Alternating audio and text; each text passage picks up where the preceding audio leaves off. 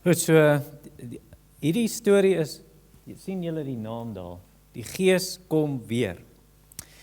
Ek het julle vertel van toe die Heilige Gees die eerste keer gekom het, toe Jesus het ons opgegaan hemel toe, en toe stuur hy die Heilige Gees, en toe begin die mense in ander lande se tale praat, onthou julle daai? En toe was dit wonderlik geweest, mense het in Jesus geglo, hulle het kinders van God geword, het was so lekker om saam te kom, en toe het Petrus en Johannes mos eendag gaan bid, dit was 3:00 die middag, en toe stap hulle na die tempel toe, en toe kry hulle mos daai man by die tempel wat nie kon loop nie. Nee, hy is mos so gebore, en dan elke dag, dan het iemand hom daartoe gedra, en dan sit hy net so, en hy kan nie loop nie, en dan maak hy so, geld, ek soek geld, en toe het Petrus mos vir hom gesê, ek het daai storie ook vertel, ek het nie goud en silwer nie, maar ek het iets beter vir jou, in Jesus se naam staan op en loop. En die ou kyk nie eers in sy oë nie, hy kyk net so af na die grond, en toe sê Petrus, kyk vir my. Kyk hy vir Petrus, en toe vat Petrus sy hand, en sê, staan op in die naam van Jesus. En toe staan hy op, en toe begin hy spring mos soos 'n takbok, of soos 'n springbok. En hy was baie opgewonde, gaan in die tempel, en toe sê Petrus, wow, almal hardloop saam, en sê, wat het hier gebeur? En Petrus sê, moenie na ons kyk nie, dis nie in ons naam wat hy gesond geword het nie. Jesus lewe regtig, dis hoekom hy gesond is. Maar julle het vir Jesus doodgemaak, toe begin Petrus vir hulle preek oor Jesus se kruisdood en sy opstanding, en toe is die Sadduseërs baie kwaad. Nou die Sadduseërs was ook soos die base, daar was Fariseërs en Sadduseërs. Die Fariseërs het geglo, dat eendag gaan dooie mense opstaan. Hulle het geglo, as jy doodgaan, dan is daar hemel en hel. Hulle het geglo, daar's regtig erg engele en demone, duiwels, bose geeste.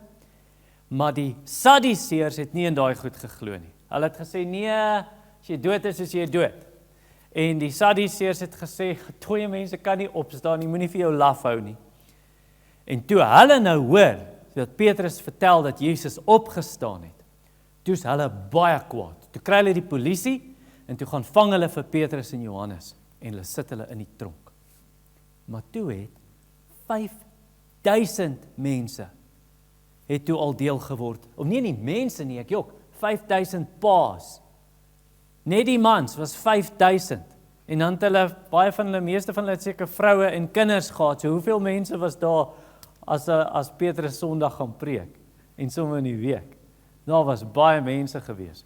Nou is Petrus en Johannes in die tronk, en toe gaan, volgende dag, toe kom hierdie Sadduseërs en Fariseërs, toe hou hulle groot vergadering, almal sit so, en daar's een wat die basis van hulle almal, hy is die hoëpriester.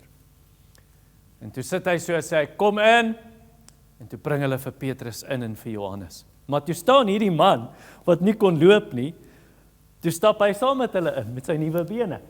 En hy is so bly, en hy staan langs Petrus en Johannes, en Petrus preek, sommer vir daai Fariseërs en Sadduseërs. Hy sê, Jesus is amper soos as mense 'n huis bou. Soos as jy 'n groot tempel bou. En dan gooi jy hierdie klip weg, en jy gooi hierdie klip weg, en toe is daar 'n klip, en dis die perfekte klip, wat mens kan gebruik vir 'n hoeksteen. 'n Hoeksteen is 'n groot klip so in die hoek van die gebou, en dit hou die vloer, die fondasie, en die mure in die hoeke aan mekaar. En Jesus is soos daai belangrike klip. Maar toe sien hulle hierdie groot steen, en toe sê hulle, nee, ons soek nie hom nie, waar is daar nog 'n steen, en toe val hulle oor daai steen. En toe sê Petrus vir hulle, Jesus is net soos daai steen, julle het daai klip weggegooi, maar hy is die belangrikste klip in die gebou. Julle het Jesus gekruisig. Toe staan die Fariseërs net so, want Petrus was vol van die Heilige Gees. Die Fariseërs en die Sadduseërs, toe kyk hulle so vir Petrus, toe weet hulle, Petrus en Johannes was saam met Jesus. Maar toe, hulle kan niks sê nie, want daar staan die man, hy is gesond. Die een vir wie Petrus en Johannes genees het. Toe sê hulle, gaan uit. Toe laat hulle uitgaan. Toe sê hulle, wat gaan ons doen? Hulle het hierdie man gesond gemaak. Ons kan nie sê, daai man is nie gesond gemaak nie, almal kan dit sien. Maar ons moet 'n plan maak, wat dink jy? Gaan ons sê, as hulle weer van Jesus preek, dan gaan ons hulle straf. OK, ons sê dit. So, as julle weer van Jesus preek, Petrus en Johannes, dan straf ons julle. En toe sê Petrus, julle kan ons maar straf. Julle kan maar straf soos julle dink julle wil straf. Ons kan nie stil bly nie. Ons het Jesus gesien, ons weet hy lewe weer. Toe sê hulle, ons waarsku julle, maar hulle kon niks doen nie, want daar staan die man wat kan loop. Toe sê hulle, goed, julle kan maar gaan. En toe gaan hulle uit. Toe gaan Petrus en Johannes dadelik na hulle vriende toe. Toe sê hulle vir hulle vriende, julle, nou is dit al die Christene. Toe sê hulle, ons moet bid. Hulle het gesê, ons mag nie meer in Jesus se naam preek nie, anders te straf hulle ons. En toe begin almal saam bid. Sê hulle, Here, U is die koning, U het die hemel en die aarde gemaak, en U het die see gemaak en alles daarin. Hulle het gesê, ons mag nie preek nie. Maar hulle doen presies wat Dawid 1000 jaar gelede geskryf het in die Psalms.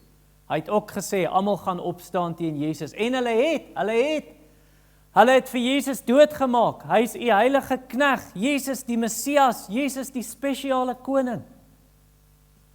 Help ons asseblief om nie bang te wees nie. Help ons om aan te hou preek. Help ons laat siek mense gesond kan word asseblief, wanneer ons vir hulle bid.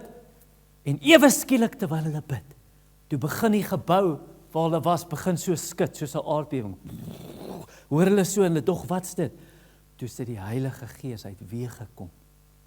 Nou ons weet, hy het klaar gekom, toe hulle mos in ander lande se tale praat, maar nou het hy weer gekom. Soos as jy 'n ballon het by jou verjaarsdag, en kom ons sê, jy help jou ma ballonne opblaas, vir jou partytjie, dan blaas jy en jy blaas so hard as jy kan, want party ballonne is so styf, is moeilik om te blaas nie.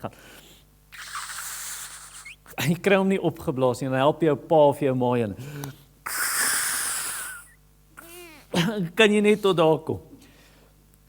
Is daai ballon binnekant vol lug? Hy is. Kan hy nog voller word? Ja. En dis wat met die disippels gebeur het. Die Heilige Gees het klaar in hulle gewoon, maar nou die ballon, is of hulle voller geword het van die Heilige Gees. En toe die Heilige Gees so kom, toe sê hulle, Amen, en toe gaan hulle uit, en toe gaan vertel hulle almal van Jesus, toe is hulle nie bang nie, toe vertel hulle mense van die Here Jesus.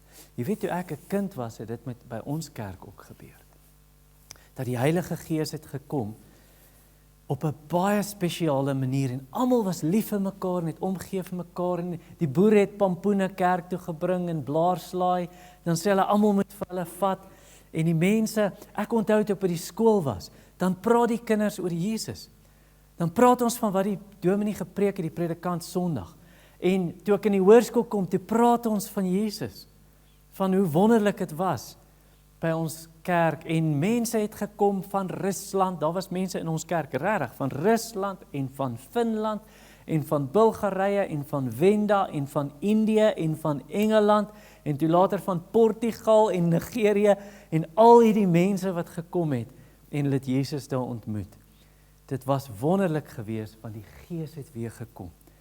En julle moet vir die Here vra, dat die Heilige Gees in julle lewe kom, en hy sal net kom, as julle regtig erg julle sondes na Jesus bring en in hom glo, en dan gee hy die Heilige Gees. Sal julle 'n bietjie daaroor gaan dink, dis belangrik, en dan is dit goed, dat die Heilige Gees julle ook deel maak, so julle is nou hier by ons kerk op 'n Sondag, maar dat jy in jou hart deel word van God se familie, deur die Heilige Gees. Dankie julle, julle kan gaan sit.